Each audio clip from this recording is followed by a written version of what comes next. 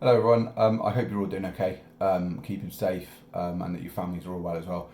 Um, what we're going to look at today is how Labour tackle the other three giants that we haven't looked at properly yet. So the first of those is giants is ignorance, and that's all related to education. So what changes did Labour make to schools? And that's the first thing we're going to look at in the school system, because the school system changes quite radically under the Labour government. We're then going to look at how they tackled squalor, so that's everything related to housing. So we're going to look at how Labour introduced a lot of new homes, what those kind of new homes look like, whether it was effective or not. And the other thing that we're going to look at, the last giant that we're going to look at, is idleness. So we're going to look at how well the Labour government tackled unemployment. Essentially, idleness is related to kind of laziness, but basically but also opportunity. So, what did Labour do to create jobs for people? And the main way they did that was that they nationalised industry. So they took over some industries that would give people jobs and put them under government control. So we're going to look at that. The first thing, though, that we're going to look at today is the Education Act of 1944. Now, the Labour government can't claim complete sort of credit for this, if you want to call it because this was introduced in 1944. Now, the war was still going on in 1944 and Labour weren't in power.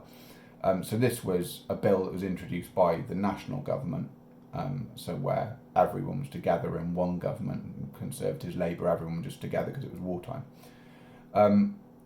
So this was introduced by the national government. So whoever came to power, some of these changes would have taken effect. However, these were all ideas of Labour ministers that put this forward. So certainly Labour can take a lot of credit for this. Where to start if we're talking about education? We're very much used to the idea of where you go to primary school and then you get to 11, finish year 6, and then you go up to secondary school and you spend a minimum of 5 years there, and then at 15, 16, and you go on to college or whatever. And if you're bright enough and lucky enough, you'll go on to university.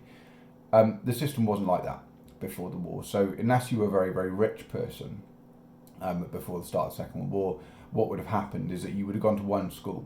So you would have gone to one school between the ages of 5 and 14. There was no gap between primary and secondary school. Everyone just went to one school.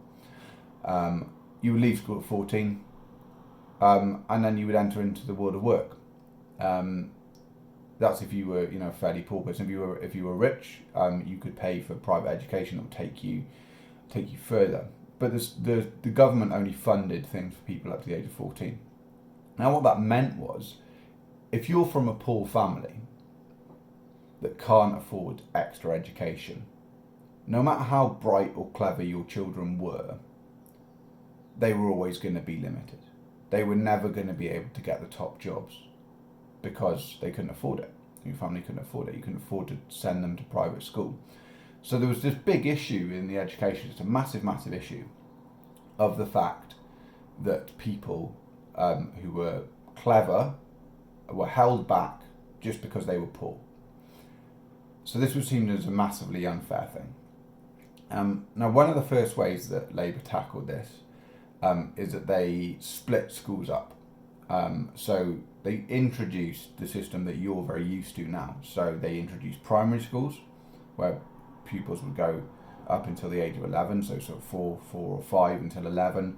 You go to your primary school, and then you move up into your secondary schools, into secondary education, and then you move, if you're lucky enough, you go to further education. So they split education into three things. So the first time that we ever see primary schools, secondary schools, and further education like college, is after the war. So that's the first big change.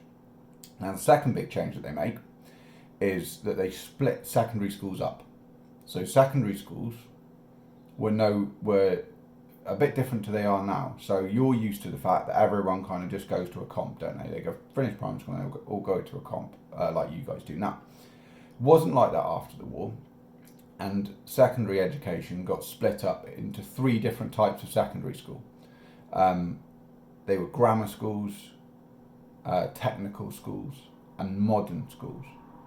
Now, dependent on how well you did, what school you went to, depended on how well you did in a test. Now, the way the schools worked is that the grammar schools, okay, were the best schools. So if you were very, very clever, okay, you would most likely go to a grammar school. And then the sort of middling one, okay, the one where, if you were reasonably clever, you might go to a technical school. And then everyone else, you would go to a modern school, okay, so a secondary modern. And to be honest, it's not necessarily to do with the cleverness, it's just the fact that, there weren't that many people went to grammar schools, most people went to secondary moderns.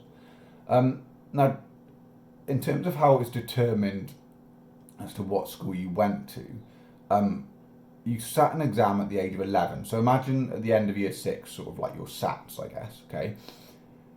They would determine what secondary school you would go to, and that test was called something called the 11 plus examination. It's very important that you remember that, okay? So the 11 plus examination.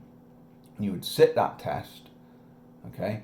And if you did well at it, and very well at it, got a high pass, you would go to a grammar school. Now that was a really good thing if you got a higher pass, because what that meant is that you went to a grammar school. Now most people that went to a grammar school, okay, they went on to excellent jobs. Most of them went on to university. So if you got into the grammar school, you were kind of onto a winner. The issue is though, if you didn't. So if you didn't, and you just passed the 11 plus, but you only just passed it, okay, you often went to a technical school, okay, and then if you failed it, then you would often go to a secondary modern school. Now, both of those schools, you weren't expected to really go on and achieve much, okay, so you would often leave school at 14 or 15 and enter straight into the world of work.